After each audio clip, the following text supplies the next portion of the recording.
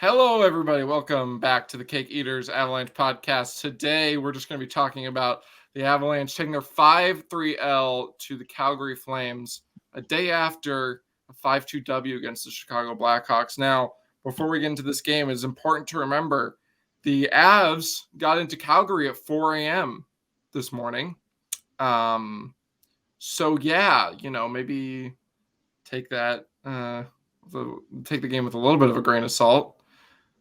And in fact, you should take very little of this game into serious, consideration when evaluating this team on the whole. Blake, what did you think of this game? So obviously it was, tough L.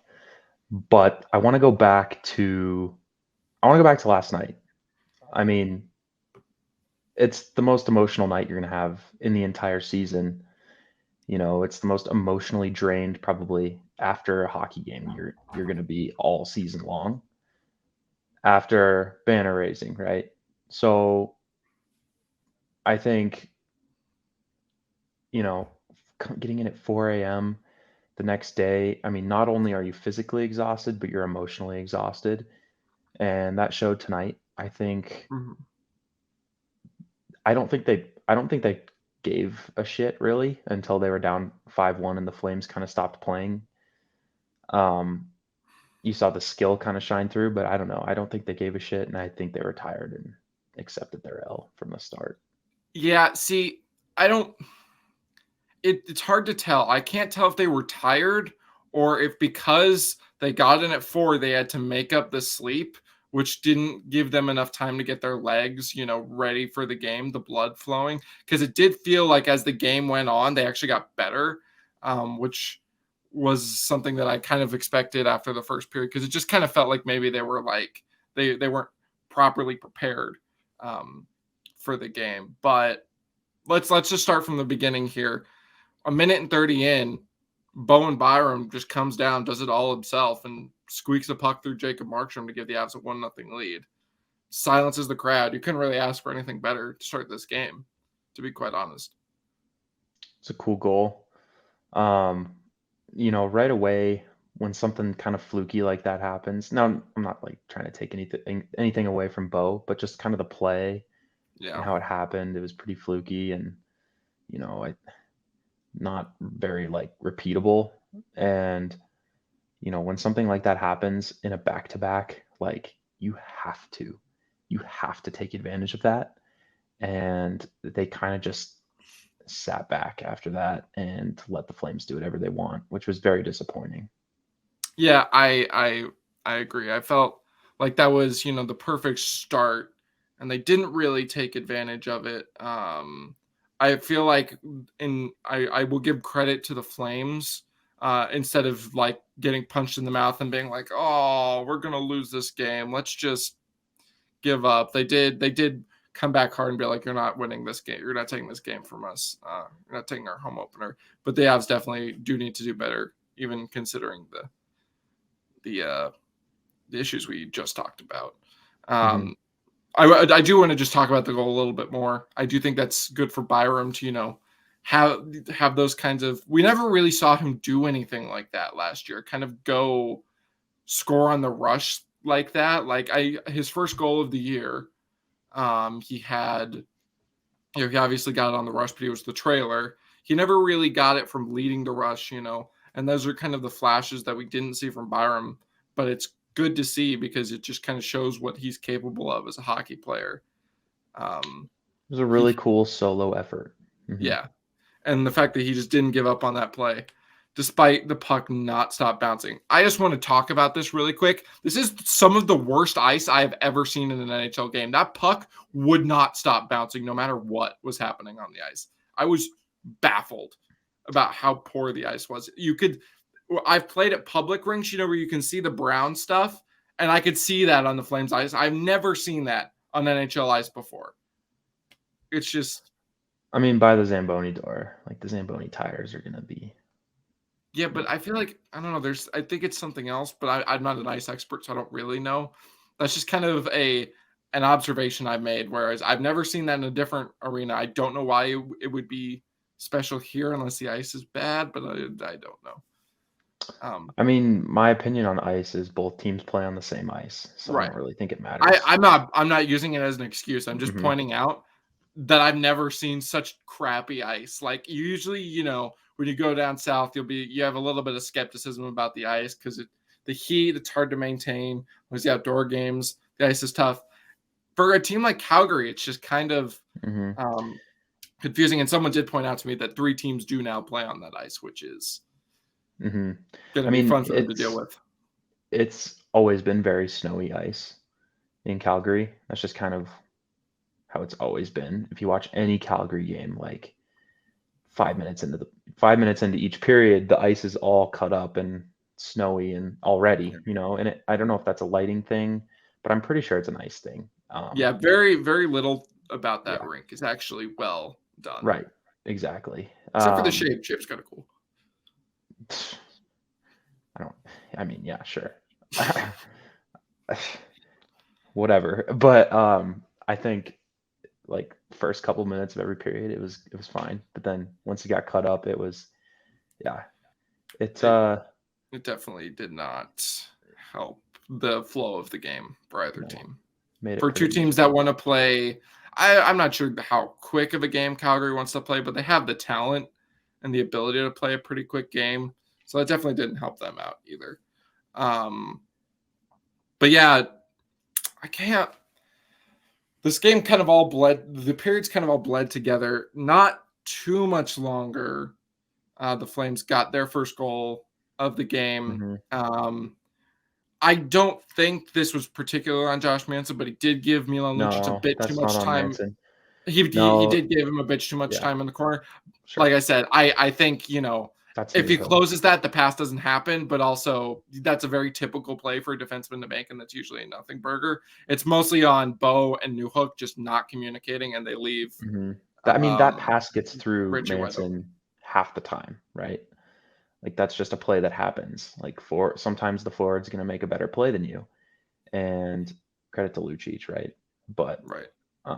Newhook just Unless lost his guy, yeah, and Bo is coming out of the corner after moving the puck, so there's no way he can get there, and yeah. that's on Newhook. Yeah. We can get into this. Newhook, mm, He was bad terrible, man. game. Yeah, He was their worst player in my opinion. him and I Erod. I actually so Erod at 5v5, that entire line again, not very productive, but he actually showed some flashes on the power play. Like when he took over McKinnon's spot. I don't think but it's good to see that skill kind of shine through and that confidence. I just want to touch on this because I know it's 2 games into the season. I'm not saying this needs to be a change that happens immediately, but I feel like given the Avs have a pretty tough start to the schedule, personally, I feel like it wouldn't be the worst idea to maybe move Erod there. I think he moves a little bit better in the middle, man. I don't know. They haven't really given him a chance at center. I feel like every game that I've seen him play, he was on the wing. I wouldn't Um, mind moving him to 3C and putting Comfer on the yeah, right they side did of the. that. Well, no, they didn't do that. They moved. I moved Yeah, Comfer they up to moved Newhook's New Hook spot. down, Comfer up. Hmm. I don't think that's a bad choice either. Oh, I think that's a Um, bad choice. Hmm. I don't, dude. New Hook's just not playing well enough. I'm sorry, In but that like, in the game you're in, sure, but not long term at oh all. yeah, no, definitely not long term. But I like for a few games while New Hook Mm, kind of. a few minutes. No, I'm sorry, but this like I know 2 straight games, like, and it's the first 2 games of the season. But Alex Newhook needs to be better than that if he wants to be a 2C for the Avs. They can give him a long runway, but like, This is part of it. You're gonna have these nights. yeah, I don't mind it, man. Sometimes you just don't play well, like and that's okay. I do want it to be known. I'm not like pounding the table for him to be moved down immediately. I'm just saying if he continues to play like this, I think this is a option that wouldn't be the worst thing in the world to fall back on. Oh, I think Um, it is. I think the Comfer 2C thing is terrible. Are you talking about the Erod thing or the Comfer thing? Honestly, either. I just feel like JT.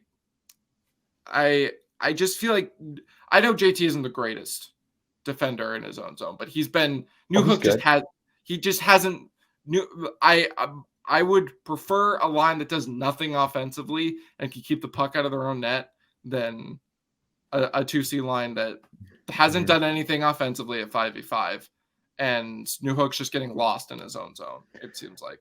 I think this combination can work. I think you've got to let it ride I for I think it another can. couple weeks because you've got your two defensive. I mean, honestly, all three of them have pretty good defensive analytics. Yeah. And so I do think Erod's a little bit miscast on the wing, but I don't think you put him at center over Newhook because then Newhook's miscast on the wing. And who's your long-term replacement there? It's Yeah, Newhook. personally, if I were to draw this up going into the season, this is how I figured it would go. I thought they were going to put Erod at 2C, or yes, 2C, and then Newhook at 3C, and kind of kind of do what they do with some players when they send them down to the AHL, put them in a smaller role, let him kind of shine there, and then be like, all right, you've earned the opportunity at a 2C role. I But mean, that's kind of what they did last year, right? He was their 3C for a few months there in the middle of the season. yeah, but And he also had Nazem Kadri in front of him as opposed to Evan Rodriguez. right, but like we've gotten a good look at him at 3C and it's fine. It's passable, but he's got to be playing with more skill. He does. And that's why I don't think you move him down. You just don't do it. I think now Myers at 3C is a different conversation because he looks awful on the fourth line. He needs to be moved up. I think he should be centering the third line with Comfer on the right side. Yeah, And when you're Cobbs on gonna the left. play, I'm not. How many? Do you know how many lines the fourth line got tonight? Because I would How many hazard to minutes? guess that it was under 5. I mean, they didn't deserve it any ice time. Here, I'm checking right now. I I mean, they mean, were terrible. mm, Curtis McDermott 413, Lucas Sedlak 622, Ben Myers 724. I I have a hard time saying they didn't deserve it. This was I don't. They didn't get minutes to start the game. Not This is one Corsi event for McDermott or Sedlak. yeah. I mean, how many did they have against though? McDermott had 3 against him. Sedlak had 8. Sedlak also was on the ice for a goal against and Right. 5 scoring chances against. Yeah, Sedlak is the real He's not an NHL player, man. role. He looked better to me tonight than he did last night, and then he decided that he wanted to really give Huberdeau a second chance to make a better pass. We'll get there. Oh, yeah. Well, I don't want to skip ahead too much. I don't want to spend too much talking about Lucas Sedlak. We don't need to be constantly dunking on this man. I think everybody's But well when he aware plays that like that, he deserves it. He he's just deserves it. not a very good player. I mean, he still wasn't the worst player on the Avs. He's a though. bad player, and he played bad tonight. Yeah. So. He had his moments where I was like, okay, he's finding it, and then he fell apart, and I was like, okay, they just need to do something else here. But yeah, pretty much first period continued to be all the Flames. There was one chance they had, I believe it was still 1-0 at the time, where they had a wide open goal mouth, and Taves and Frankie both made half a save on it to keep it out. Francouz had a really good first period. He made a lot of big saves to keep the Avs in the game. And at the end of the first, perfect road period, as everybody says. If you're tied at the beginning of the first period, that's on a back-to-back. Yeah, dude. Yeah. If a tied game, no matter how you get there, is always if you're a good enough team, yep, you're going to build off that. And the Avs did kind of build on that. They played better.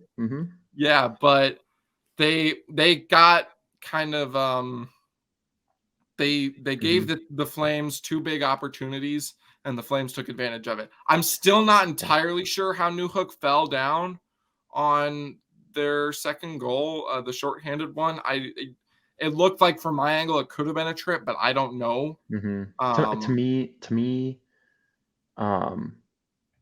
so that's the Dubé goal, right, on the 2-on-1. Yeah.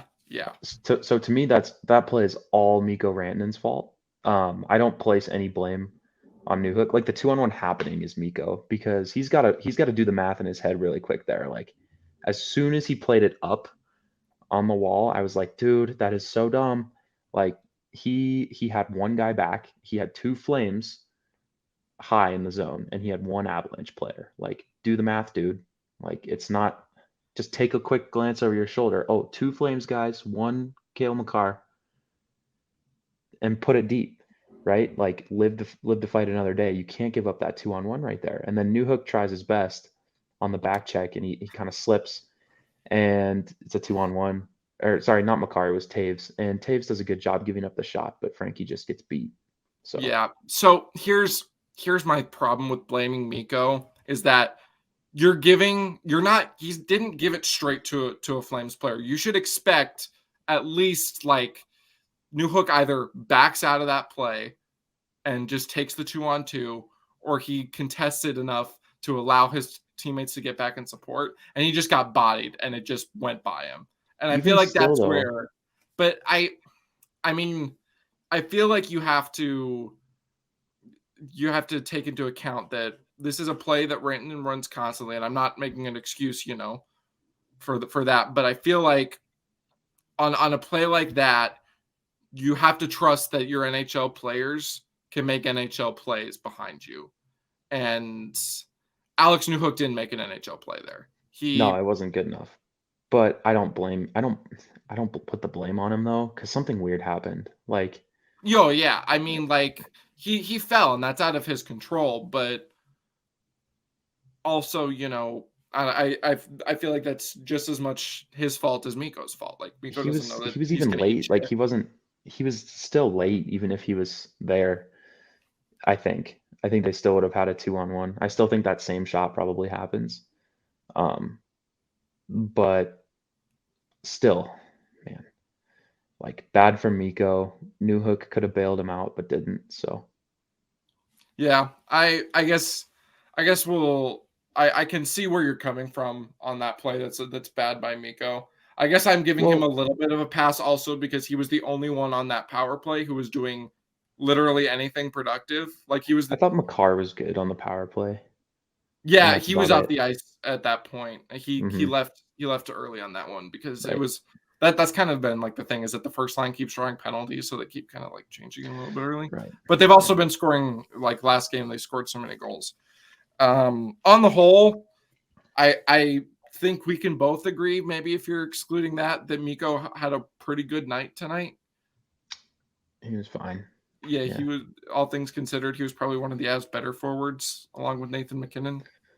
Yeah, they were fine. Um, they pushed the plane in the right direction. Right. I'll take a look really quick at what they gave up. Yeah, they gave up their fair share, but it wasn't, a ton. So I'd be interested to see how those numbers shake out if you exclude the first period. if I exclude the first period, okay. Yeah. Well, so after the first period, um, the Avs led in Corsi 29-14. So it's about 2/3 the play was going the Avs' way. They led high Right. danger chances 5-2 as well. And I'd be willing to bet most of those are from the top line, but I can't actually like filter out. Yeah, Um, it's I yeah, that's but I I think we can move on to the third goal here. I didn't I'm not entirely sure. I've never seen that happen to the Avs before where they just get lost and they just give a guy the cleanest breakaway that I think I've ever seen off of a power play. I don't know if Frankie didn't clap his stick, if he got hmm. lost So in I the time, if right. Makar just kind of spaced it, or if it was Taves. I don't remember who. I think it was Makar though. So I think Makar there. It was Makar. Okay. He's got to trust Erod. Well, so he made the pass to Erod, I believe, and Erod didn't make a good enough play. And then that kind of leads to the breakaway, and obviously Makar's cooked either way. Even if Erod makes a competitive play, I think Makar's cooked. But what the fuck is Rasmus Anderson doing back there, man? I didn't get a clean Yeah, uh, I think full the ice power camera angle. the I power have play no idea what expired was like going on. 10 seconds ago, and he was just kind of standing there. He just stood there. Okay, yeah, smart, I guess. Um, Yeah, I mean, if the Avs score there, he's looks like an absolute jackass. But They don't, Mhm. and instead he does. He does a really nice move on a breakaway, opens up Francouz and just slides it in. I Yeah, always have a hard time with goalies on breakaways because I'm like, okay, how hard? Like, is this something that you should be biting on this hard? I have no Like, problem with that goal. yeah, Mhm, I always, I'm not a goalie expert, so neither of us are, mhm, obviously. mhm. I didn't have a big Frankie problem up until that point. Like the first 3 goals, I was like, "Dude, whatever." Um, the second one's just the perfect shot, and that's really the only one that you're realistically, like, asking him to make a save Right. on, maybe. But it's just so perfect, and, he's got the blocker on the wrong side because he plays goalie right-handed, so Yeah. So that's he's just, when you've got the lefty coming in down that side, they're gonna pick that's the blocker, that is so the one time that him being a left-hander is really just hurts him because mhm, usually every time everybody's shooting at his glove hand and he's like, "Ha, you right. punk nerd." But So, yeah. yeah, that's I tended to agree. I I didn't have a Frankie problem on either of the 3 goals. In fact, I thought he I was the only reason I it was 3 goals, not more, so Yeah, at that point, definitely. I don't. There wasn't really much else that happened in the second period. There was Miko's one play mhm. where, God, I'm just. Don't know He how is the that can best go back. He either. is like the best backhander in the league. Why aren't you shooting that with your backhand? I think it kinda handcuffed him a little because Erod passed it so fast, Yeah, um, and, you know but it was a nice pass, and yeah. It was I don't know. that was Erod's best shift as Nav was on that play, where he replaced McKinnon on the first power play unit. That was Mhm, probably his best showing. Miko obviously flubbed it. God, not my mhm. very much like. Oh, obviously he needs to score that. There's really no Yeah. excuse. It was just kind of he does everything right. He Mhm, instead of just shooting it immediately or trying to tip it, he waits out Markstrom and then he just for some reason just brings it to his forehand mhm. and you just can't bury. Yeah. Um, I mean, it's yeah, just it's just one of those games where, like, it's already a scheduled loss, and then everything goes wrong for you, like, you don't get a right. single break the entire game. So and that's just an example of it. You need you need Yeah, your you need your moose to bury that one. yeah, that was not Miko's finest moment. Um, the second period, like we said, it ended up being pretty even in terms of raw shots on goal. Um, do you know how it ended up analytically? Because Yeah, the Avs won the period yeah, analytically at 5v5. it felt like the Flames had more possession, but the Avs were creating more chance. Like not the Flames had more possession to start, and then it started to even out, The and then Avs the really Avs took over, started. yeah, after the Yeah, 3rd goal. Mhm, they especially it was mostly the big line kind of got their feet moving, and mhm. then the other lines had their moments. Um, kind of. Yeah, so I kinda wanna get into this a little bit. I'm a little worried at the start of the season. The team is just really shallow, man. They've got 4 top 6 forwards in their top 6 right now as it stands. Like, Newhook, I mean, after the first 2 games, you can't make an argument that he's there yet, Right. and Erod, you can't either. So you've got 4 top 6 guys in your top 6, and you've got a middle 2 middle sixers, right? And then you've got JT Compher, who's a good third line player. But then you've got O'Connor and Cogliano on your third line, who are fourth line guys. Then you've got Sedlak and McDermott, who are not NHL players, on your fourth line, along with Myers, who, you know, we don't know yet. Looks like an NHL player, Right. but So we touched on this last time. I really think they need to Bednar needs to look at his bottom six lines and he needs to put them in terms of play style and how they fit together rather than like like we said, kind of just raw ability. Like if that makes sense. I feel like the third line needs to be Myers, Comfer, and O'Connor. I feel like that's a O'Connor slash Cogliano. To me, they're the same guy. Yeah, to They're me, I hard just fourth think line guys. So I just think O'Connor has a little bit more of that offensive ability. who has the goal? Hey, I'm just I saying. know. Logan O'Connor is not look. Neither of them are goal I think scorers. handedness would fit too better with Cogliano. So That could be. I don't really pay attention to hand as much as you do. I've always that's always been something I've struggled with. But I feel like that just works better because you get a more well put together fourth line that just has a little bit more of an identity and a unity. Hopefully, Darren Helm comes back soon. Um, hopefully Minnesota, man. Like I'm sick of watching Lucas Sedlak. So yeah, I would love to see. Well, I never thought I'd say I'd love to see Anton bleed in, but I dude, was just try it. about to say it. For all I Yeah, care, try it. it's it'll be interesting. They have 2 days off. We'll see what potential lineup moves Bednar makes because I feel like even though they won yesterday, we kind of said at the bottom six, the third line was fine. They just can't create any offense. And I feel like Ben Myers won't, obviously make a dramatic change there, but I feel like he adds a little bit If of he's something with that, Comfer and no, you're totally right. If he's with Comfer and whoever else, Cogliano or O'Connor, you've got two elite defensive forwards, like very good at defense next to yeah. him. And then so he doesn't Yeah. have to, Doesn't have to be take great on as down there. much. He just doesn't. Yeah. Yeah. They can kind of just cycle it and then him and Confer will, with the support of the defenseman, hopefully bury a few. All three of Yeah. those guys know how to get their garbage goals. Um, all three of them know where to go on the ice. hmm All three of them are very smart hockey players. So I feel like that helps a little bit more. And then you get a fourth line that just is gonna forecheck hard, play fine defense, and hopefully not hemorrhage anything. Um, hmm This is where like if you try Anton Bleed and Helm's not back yet, like do you just call up Jason Megna because he was totally fine for 20 games last year? yeah, Megna, I would call Maltsev up because But he made the big mistakes, right? Whereas Megna was just like completely I nothing for 20 games.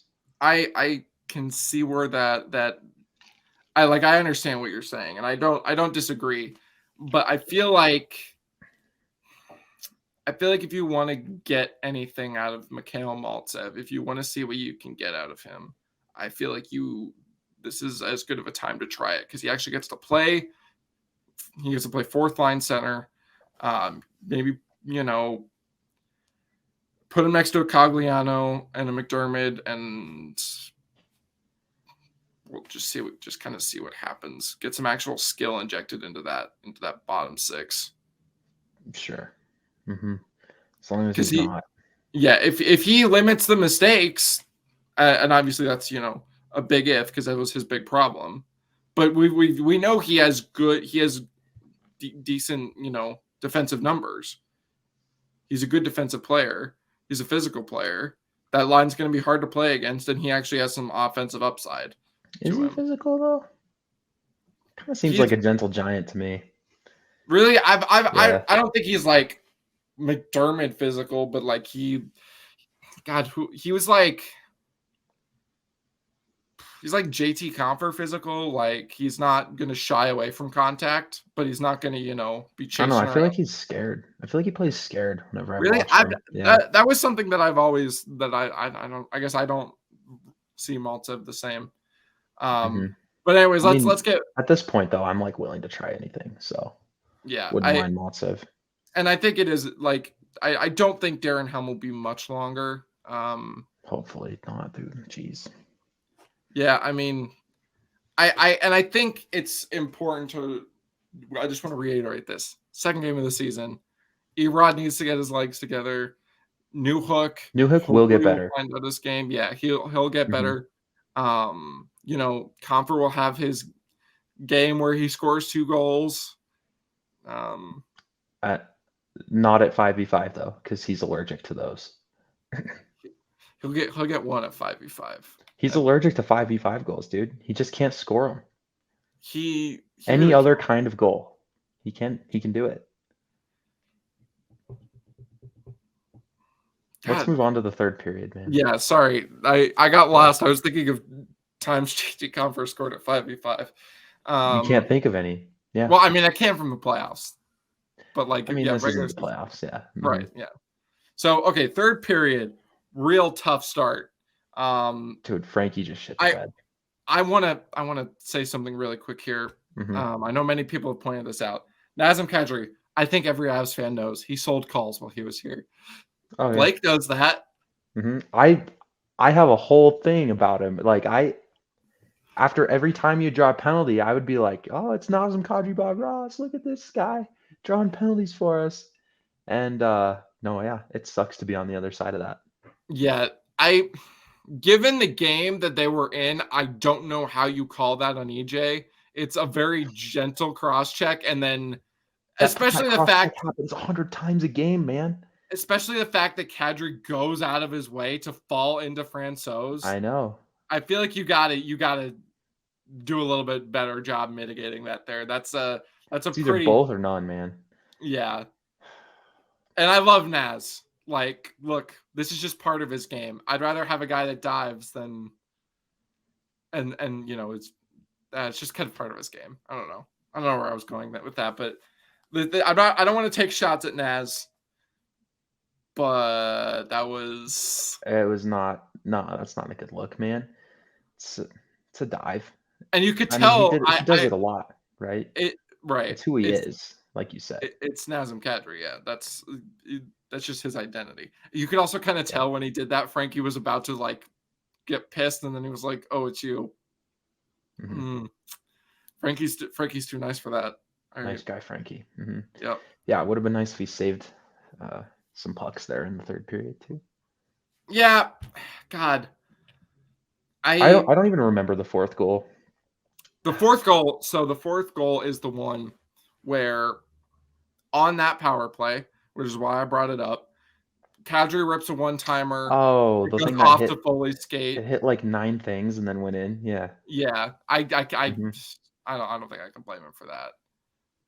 I I mean, I think that's not as similar to Georgiev's goals where I feel like there's a chance he could make that, but I'm also not going to be like Frankie, you have to save that. I think like so it hits Taves first, right? Yeah. But he's got to read this, man. This puck is going across. It's not going on net. It's going to your right. It's going across you. You've got to push over, and he just kind of stays there. And then it hits Taves. It bounces around on the ice, hits something onto Foley, maybe his skate or stick. I I think it don't was know. escape. I can't. And it trickles in like right in the middle of the net when Frankie's still like facing the shooter over here. Like that was my only problem with it. Like, of course, it's an unlucky hits random Yeah. things and goes in, but still, like if he's reading the play well, he saves that. So That's fair. And then obviously Kale gets a high sticking penalty. yeah, So I never got like a good look. He high sticks him before the goal goes in. So the question is whether or well, it not was the after. power. It was after it went in. Oh well, Yeah, so it's just a power play. Yeah. all right. Well, it looked like it Hmm. was closer to me. I guess I don't know. It was like no, it was clearly it was close, but it was like clearly after it went in. Okay. Well, Yeah. I don't think I think it was probably going to be a power play either way because I don't think the power play had actually Hmm. expired. So that's not Yeah. really my problem. I just didn't know. Um, and then on the ensuing power play, the Avs do a decent job keeping them to the outside. No big Flames chances. The penalty kill was good until those two, and then it was really not So good. Lucas Sedlak went on a little venture on the fifth goal for the Flames. Yeah, Don't he know what he's doing. made a nice pass breakup, and then he was like, "Nah." Yeah. So, whatever that was. And then Huberdeau makes whoever that was look like a dumbass. And nice pass to Lindholm. But also, Frankie, where you at, bro? why is he playing Huberdeau so hard at the side of the net on the goal line? Yeah, that's a little bit of a crazy Frankie that we see He that at he sometimes. left the entire net open on the other side because he was so convinced that Huberdeau was shooting this puck. Yeah, I mean, maybe he like really wanted his save from Josh Manson. Like he was like, okay, where's dude, mine? I need my those Josh are Manson only on for the Darcy return line. Josh Kemper. Manson. Yeah, apparently. And only on backhands. I don't really. I'm Yeah, not. I'm, I and don't. he I don't. Josh Manson, don't try and save right. that puck. No, I'm yeah, sorry. no. Please don't get hurt. Don't I don't mean, goon that. Don't like take don't it to your Happy face. Gilmore that. Yeah, don't Happy Yeah. Gilmore that in the batting cage. Two great hockey references for you, for all you hockey movie fans out there. Oh man. So yeah, I had a big Frankie problem on that goal. Honestly, both of those goals, I was just like, dude, you can play better than this, you know? Yeah, And I can see where you're coming from on the fourth one. I definitely agree with you on the fifth one though. I that we see this with Frankie sometimes. He can bite hard. He mhm, gets a little. He swims in his crease a lot. Um, but yeah, so that point you're kind of like, yeah, this game's probably over. But then Nathan McKinnon's like, is it? Because I'm still on the ice, and then he just blows by everybody. easiest breakaway of all time. Frankie Apple. Like I Frankie barely Apple. finished tweeting about the goal, and then I look up and McKinnon's all alone, and he does the Nathan McKinnon move, The vintage shot. Yeah. Nathan McKinnon, Mhm, that little shot sauce, and it's like mhm. I know it was the 5-2 goal, but whenever you see that, you can't help but feel hype. Like it's Uh-huh. just so like it's like yeah, Just it's just so arousing, you know? it's like Yeah. everything just feels right in the world when Nathan McKinnon Uh-huh. scores with us. You It's forget just about all your problems. mhm. And then you're like, "Oh, it's 5-2, but that was cool." So, I guess that's one redeeming thing from this game.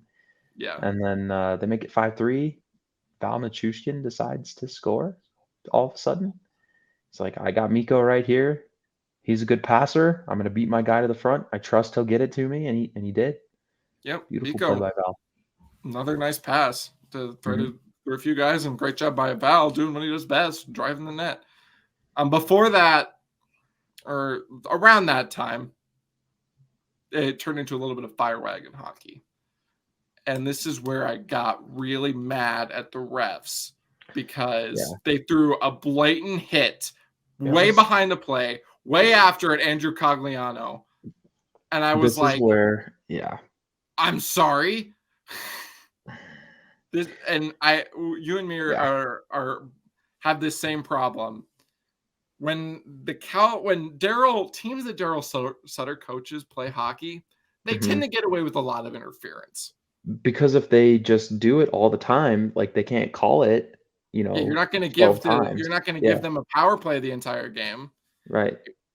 It's they So, yeah, it was it was like dude, it was like watching the 90s. It was like watching 90s hockey. It was the clutch and grab yeah. era, It was and it was miserable. because the Avs finally got their legs moving, but it just kind of didn't matter because they dump a puck in and then Nikita Zadorov would crunch a Hug a guy and guy. hold him for Mhm. about 50 Yeah. seconds. Tell Mhm, him and what's then up, ask him how to get Noah there. Hannafin, like, just hugging Miko really quick Yeah, when he's that turned one back to the net. actually, Yeah. like Mhm, that one got me more mad than the Cogliano one because look, like the Cogliano one, you can maybe the guy wasn't looking at him, but it was clear that he like knew he was there and threw his body mhm, into him. That I don't understand how you don't call that, given what you called. Like they weren't soft calls, but they were pretty, they were calling. mhm. They called Hannafin for a very similar call earlier. In fact, Mhm. softer. And right Yeah. here, it is a much more important time in the game. Miko's going to break down the slot if he Mhm. doesn't hold him. He's easily like getting at least a good scoring opportunity there. And instead he gets held and he has to like try and one touch a puck to Arturi Lehkonen with one hand. Yeah. And I'm not sure how you can make it more obvious. I mean, I didn't have a huge referee problem tonight, Yeah. but when it turned into the clutch and grab era in the 3rd period, it was just like, dude, can we please like either get this game over with or call something? Yeah, and then sorry, I'm just skipping. I just want to No, I continue was what you're done. saying. Yeah, Okay. And then with 20 seconds left, they call Arturi Lehkonen for something. it was. It was hooking. I Yeah, know. Rasmus Anderson, he might be a bigger diver than Nazem Kadri. I've always had this grudge against him. He's a very whiny player and and he's overrated. Yeah, he loves to sell calls. and And he's now and overrated. calling that was just kind of like the all right, this is Hmm. clearly it's clear that this is early in the season for you guys as well. I Right. I completely agree that at the end of the game, at the end of the day, I think the referees had zero impact on the outcome of this game. But at the end of the day, if you're going to do your job, do it right. Sure. I if you're gonna you want like I don't know it was just frustrating. The Avs made a nice push, and as the third went on, the speed started Hmm. really to show.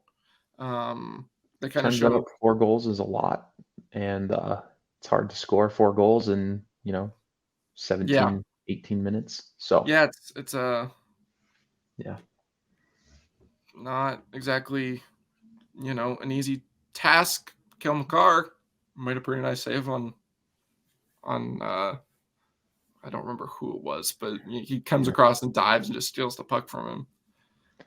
EJ could learn a thing or two, but Yeah, Huberdeau. Yeah, that was cool. yeah.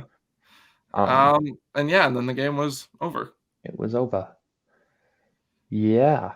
I was a little bit disappointed with the 6-on-5 just because it was like you guys are buzzing here a little bit and then they pull the goalie and it's like they're afraid to be touched. Yeah, they Like, were very they were like, like you gotta we be need to able to move this play puck through some now. of this contact. Yeah. They're like one touch and passes all over the place. I'm like, this ice is crap. Hmm. You have more time than you think. Can you Right. just settle down for a damn second? Right. Let's drive to the net. Let's hold on to the puck. Let's play through contact here. And they were content just to pass it around the outside until they lost it, Yeah. which is And my then least favorite they version of the just Avs. couldn't regain possession in the zone. No. Yeah. It was unfortunate.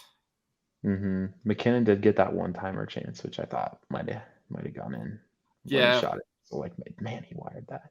Yeah, Um, every so often McKenna really gets hold of one of those. hmm Um, But it was not to be. it was not.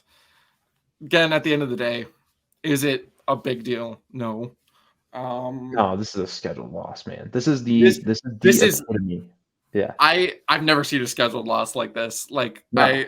one more thing that we can shit talk the NHL for. What the hell are you doing with this? Why is this a thing? After a cup, this team just won the Stanley Cup. Can you give them a little bit of respect? I mean, they make the schedule like in the middle of the season last year, but also like 5 other teams are on Sega Babas tonight. Like, Yeah, dude, this is. Have you ever heard of teams starting off their season with a back-to-back? right? And then we get 3 days off. It's like, can we just like balance this out a little here? Get our Yeah, guys into a rhythm. But yeah, tough game. it's it was clear that it was just not going to be the Abs night. Pretty much after Bo scored, it was just kind of like God, their legs just aren't going to be under Hmm. them. Yeah, It happens. and Second game of the honestly, season. like I'm not that impressed with Calgary, man. Oh yeah, Like that I was was, where I wanted to take this next. This was similar to when they played in Calgary at the towards the mm-hmm. end of last year. I They think it was snuck a out the pretty 2-1 win. similar, yeah. And it Hmm. like the Avs had some injuries. Calgary was buzzing, and they just couldn't. Like the Avs just like kind of just Hmm. beat them. Like they Avs were had just a better better skate team. in that game. Yeah, the Avs had a better goalie in that game though. That was Um, a Vladar game, right? well, it was Markstrom versus Oh, Kemper, okay. Oh, right. and Yeah, Kemper was awesome. right. Yeah. So I I think just that had a lot I to do with that win. I agree. This but like we said at the end of the game, does this game mean anything in the grand scheme of things? No. But I agree. Calgary didn't impress me tonight. It was their first game of the season too, but there was some score effects towards the end of the game. I mean, dude, like when we're on a back-to-back and you got, your home opener, like I expect a little bit more than that. I don't know. Yeah, Like I just didn't. they spent it all in the first period, and then they just kind of found their way to some Yeah, goals after. yeah, They it were they wasn't were like lucky that the Avs kind of the Avs fumbled. outplayed them in the second two periods at Oh 5v5 yeah, easily on a easily it was back-to-back.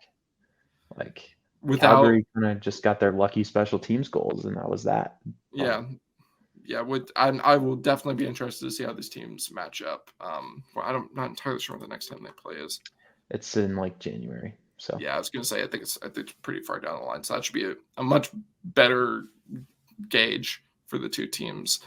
yeah, Now I barring want to it. get into our moment of the game, 3 stars, and then our player that we thought did not do well. So I want to start with the player that didn't do well, so we can end on a little bit of a higher note because, like I Mhm, have said about a million times, this game mhm. doesn't mean shit.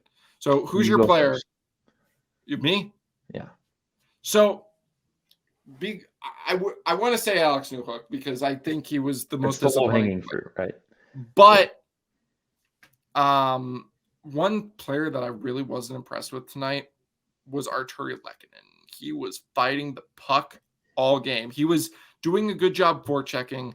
I Mhm. just think he was fighting the puck so much. And he has to be a little bit better with the puck. I don't think he was Yeah. really that bad. I just think his offense wasn't there.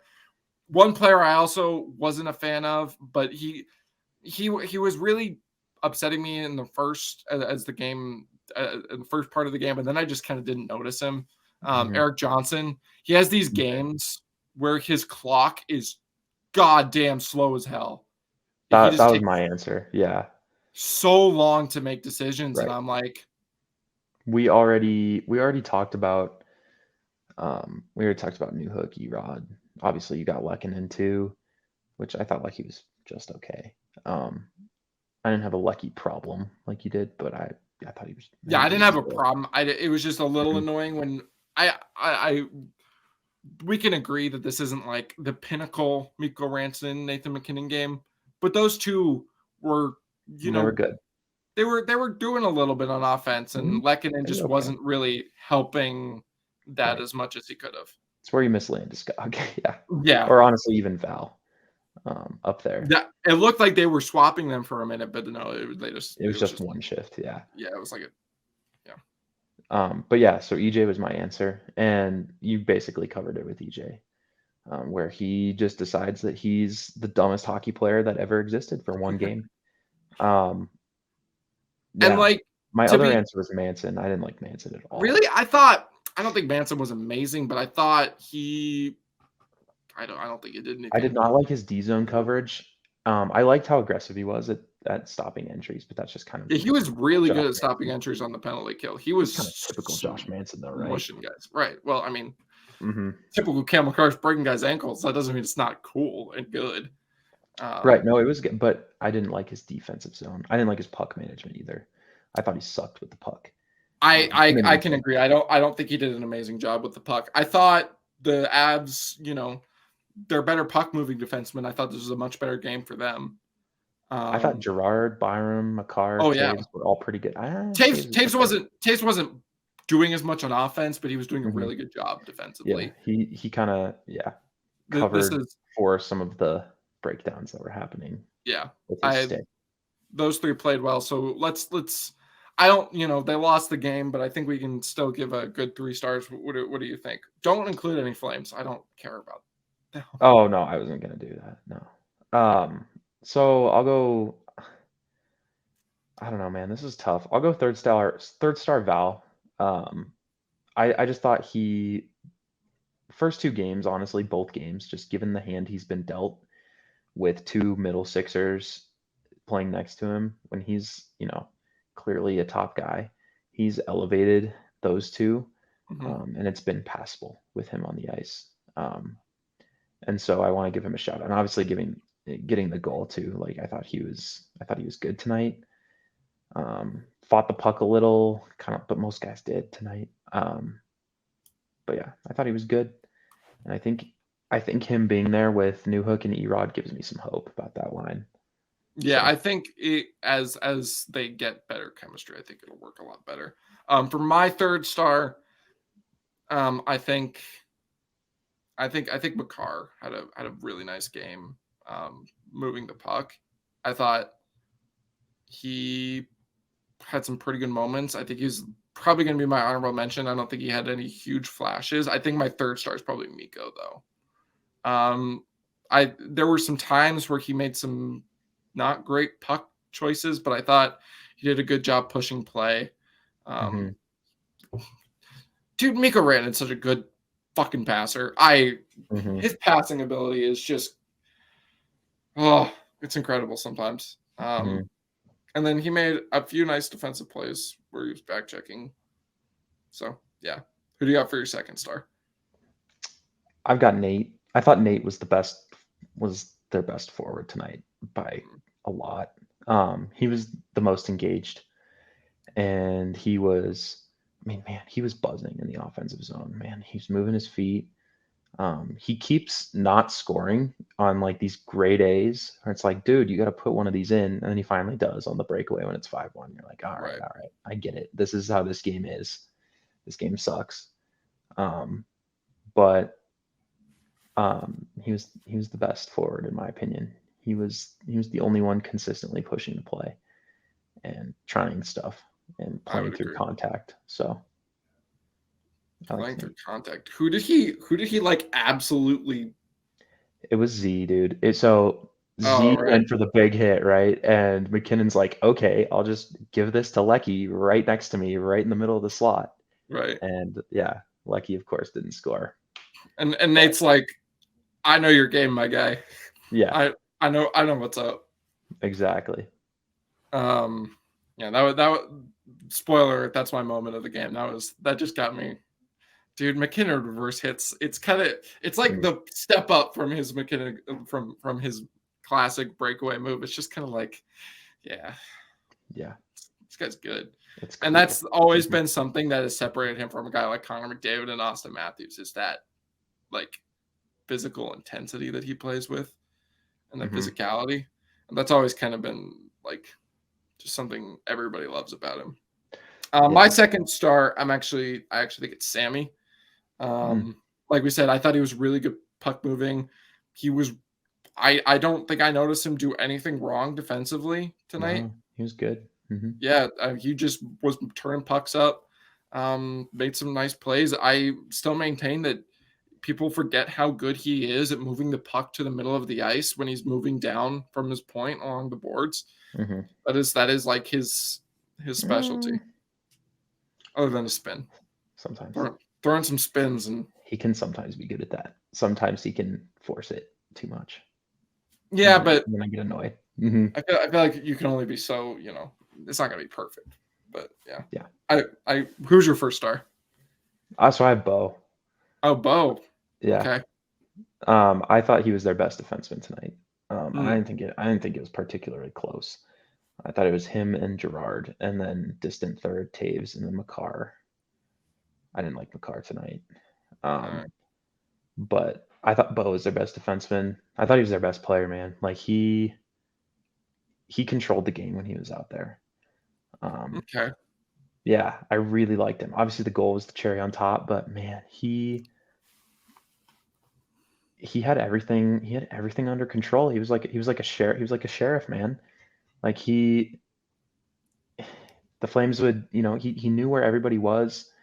He knew where all the Flames guys were when he was out there, and he knew where all his guys were. And when you have that like superpower, like you are hard to score on. And so really liked Bo, especially at 5v5.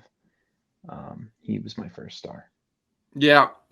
I think I kind of I agree that he had a good game. I just didn't notice him as much as a Sam, but I think he was definitely better than Kale. I can agree with that. I understand what you're saying on the first goal, but I still think he can do a little bit better there. I don't. I think it's more on New Hook, but I really like. I mean, he's coming out of the corner, Yeah, but I feel and like so he's never going to get to that guy.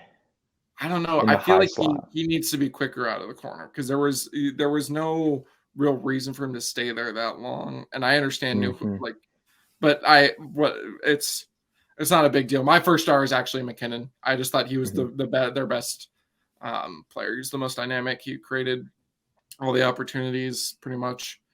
Yeah. Um, he just he was buzzing tonight. I already told my moment of the game. What was your moment of the game? I mean, I guess it's low hanging fruit, but I'll just say the Val goal. Oh, the Valgo. I just loved that play, man. It was so good. Yeah, Where instead of doing the predictable thing and just staying there. Giving it to Kale out high, Yeah, he or Taves, I think it was, he gives it to Miko. They had like a weird power play, like Kale changed and no one else did. But he sees this opportunity to drive the net, and he just decides that's what he's doing because he's like, oh, this is Trevor Lewis. Trevor Lewis sucks. Like, I'm gonna give this to Miko. I'm gonna trust Miko to get it back to me after I beat these guys to the front, and he does, and a beautiful finish. yeah. I thought that was the play of the game.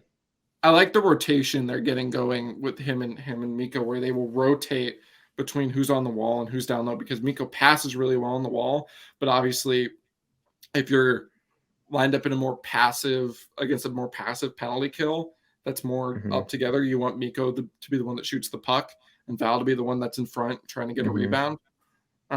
So I like the way they move around a lot. I agree. That was a really nice play. Can't God, but I just can't. Can't believe Yeah, both. I'm a sucker for Flash. for a good reverse hit. Yeah, I Yeah. just thought that was such good hockey. Even though Yeah. it's a Right. 5-2 game, like that's just like hockey nerds like dream play right there. Like, it Uh, was so good. if it wasn't for that, I mean, dude, it's hard for me to just. I love nuke goals so much. Hmm. If everything's good vibes, Jesus Christ, I just hallucinated that there was someone coming into my room. Oh my god. Um, I need a second. Eddie's saying things. Um, yeah, I this think that this about is wraps it up though. I this is what that one guy on the Blackhawks is like now with Curtis Dude, McDermott. Alec Regula. Yep. Right. I Hmm. remember it's like it He sounds like just some sees sort of Curtis pasta. McDermott. Yeah. He Yeah, sees just Curtis McDermott huffing and puffing. I'm gonna hit you. dude. Ugh. Um, that poor man. Maybe hopefully I'll get his name down eventually. He had a tough night. He had a tough night last Yeah. night. Yeah.